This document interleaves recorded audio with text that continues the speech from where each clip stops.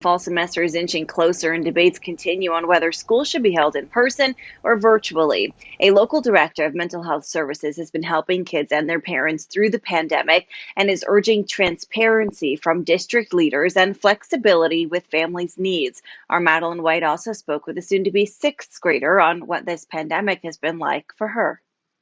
While remote learning is a physically safe alternative for many Idaho families, a local children's mental health expert tells me based on what he's seen, he hopes school administrators will consider the mental health impacts that social isolation can have on developing children. I had an emotional breakdown. Why?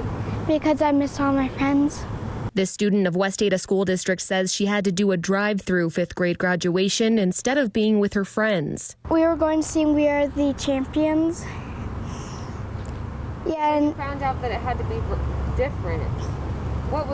How did it make you feel? Really, really upset.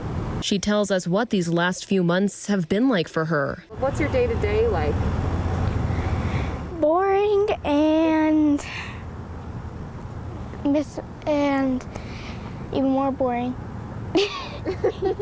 Ansam Siddiqui says these feelings are common. And these are some of the issues that we really have to talk about. His team at Children's Home Society have been counseling Idaho children through this pandemic. He says long-standing impacts on kids' mental health have yet to be seen. We won't probably see it in the next year or two, but 2-3 years from down the road, we're going to probably look down and remember that kids were so much affected by the isolation. While he acknowledges the risk of transmission with schools reopening, we are living in a very critical situation right now. Siddiqui says he hopes school leaders will work with parents and discuss the gray areas. Engaging parents into that conversation is very, very important. We also have to think about the teachers as well.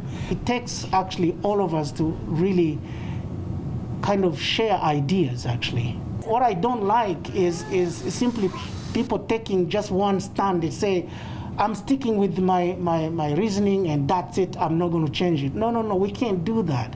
It's yet to be decided how Jessica will return to school, but in the meantime, like so many others across the country, the 11-year-old is dealing with some COVID-induced anxiety. It's kind of like really scary. Yeah. If your children need help, reach out to Children's Home Society of Idaho. They accept Medicaid and also payments on a sliding scale based on income. For more reports and tips on navigating this back-to-school dilemma that so many Idahoans are facing right now, visit the Back to School Safely tab on idahonews6.com. Madeline White, Idaho News 6.